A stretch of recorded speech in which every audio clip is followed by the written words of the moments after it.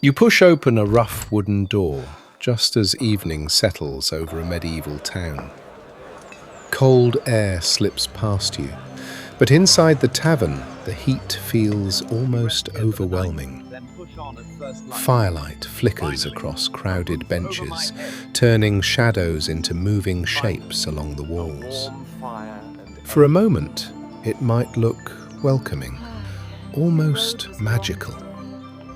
But the reality of medieval tavern food was far different from the romantic scenes we imagine today. There were no menus waiting on tables, no cooks asking for preferences. A traveller didn't come here to choose a meal. They came to accept whatever the day had provided. In a world shaped by harvests, weather, and survival, food followed one simple rule. You ate what existed, or you went hungry. At the heart of the tavern stood a large iron pot hanging over a steady fire. It rarely cooled. From sunrise to late night, ingredients were dropped inside. Grains, onions, roots, herbs, and scraps of preserved meat. The mixture changed hour by hour, thickening slowly as more was added. By the time darkness fell, the stew had absorbed the entire story of the day's market. For medieval workers, this was more than dinner. It was energy. A farmer might spend 10 hours in the fields. A blacksmith faced relentless heat and hammer blows. Messengers crossed miles of uneven roads. They didn't look for delicate flavors. They needed something filling enough to keep them moving. The stew delivered exactly that: heavy, simple, and endlessly adaptable. Bread was just as essential. Unlike modern loaves, medieval bread was dense and dark, often made from rye or barley flour, mixed with whatever grain was available. Some pieces were so firm they doubled as plates, soaking up broth and grease until every crumb was used. Nothing was wasted. Even stale bread found new life inside the cooking pot, thickening the stew and stretching supplies for another day. Many people imagine medieval taverns filled with roasted meats and overflowing platters, but fresh meat was not common. Animals represented wealth and labor, so they were rarely slaughtered without reason.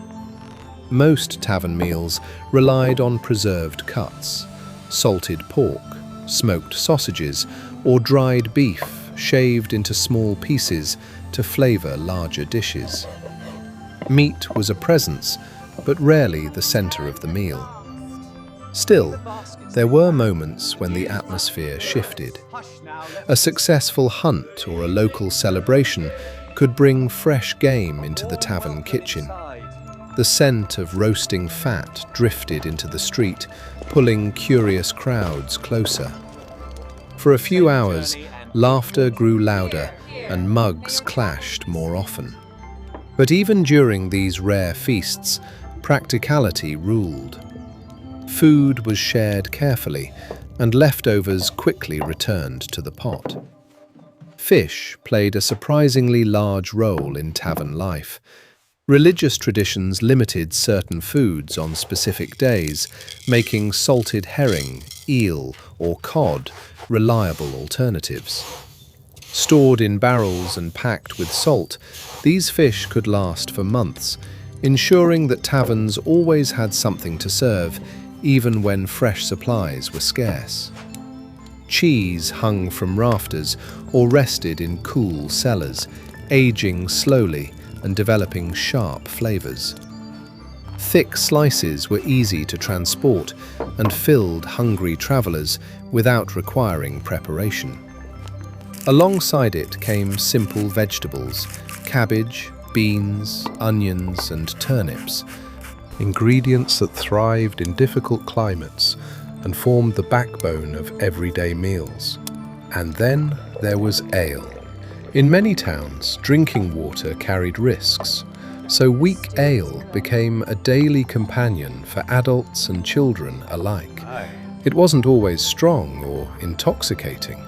Much of it functioned almost like liquid bread, providing hydration and calories at the same time. Wooden mugs passed across tables, while stories spread just as freely. By modern standards, hygiene inside a medieval tavern would feel shocking. Bowls were reused quickly, floors collected dirt from muddy boots, and animals wandered freely near scraps of food. Yet people rarely complained. Compared to cold cottages or lonely roads, the tavern offered something rare: warmth, light, and company. That sense of community transformed the experience of eating. Merchants discussed trade routes beside farmers resting sore hands. Musicians played simple tunes, while travelers exchanged news from distant villages. Food wasn't just fuel, it was a reason to gather, to pause, and to feel safe for a few hours. Halfway through the night, the mood often changed. The initial rush of arrivals slowed, conversations deepened, and the steady rhythm of eating gave way to storytelling. In those moments, the tavern revealed its true purpose. It wasn't designed to impress visitors with luxury. It existed to keep people going in a world filled with uncertainty. Think about what a medieval day demanded from the human body. Long hours of labor, harsh weather, and constant physical effort meant that meals needed to be practical above all else. The stew's thick texture, the bread's weight, and the ale's calories all served a single goal: endurance. Every bite was preparation for tomorrow's work. As the fire burned lower, the tavern became quieter. Travelers wrapped themselves in cloaks near the hearth. A musician played softer melodies. The iron pot continued to simmer gently, ready for morning when the cycle would begin again. Outside, the streets grew dark and empty, but inside, the last glow of candles reflected on tired faces. When we imagine medieval food today, we often picture lavish feasts or royal banquets. The truth inside ordinary taverns was far more humble. Meals were shaped by necessity rather than creativity. Yet within that simplicity existed something powerful: resilience. A community built around sharing what little they had. Imagine sitting there after a day of walking muddy roads. Your hands are cold, your stomach empty, and the night air bites at your skin. Someone passes you a wooden bowl filled with steaming stew. The smell of onions and herbs rises gently, and for a moment, the noise around you fades. That bowl doesn't just satisfy hunger, it offers relief. Because in a medieval tavern, food meant safety. The fire meant warmth. The crowded benches meant you weren't alone. Even strangers felt connected by the shared experience of surviving another day. As the final mugs were emptied and the last embers glowed softly, the tavern returned to silence. But the great pot remained, quietly waiting for the next morning's ingredients. It symbolized more than a meal. It represented continuity, a simple system that kept communities alive through harsh winters and uncertain harvests. So the real story of medieval tavern food isn't about glamour or excess. It's about practicality, adaptation, and human connection. A world where nothing was wasted, where meals were built from whatever existed, and where the warmth of a shared table mattered more than perfect flavors. In the end, what people truly ate in medieval taverns was not defined by luxury, but by survival. Simple ingredients, steady fires, and the determination to face another day. And for those who stepped through that heavy wooden door after sunset, that humble meal could feel like the greatest comfort in the world.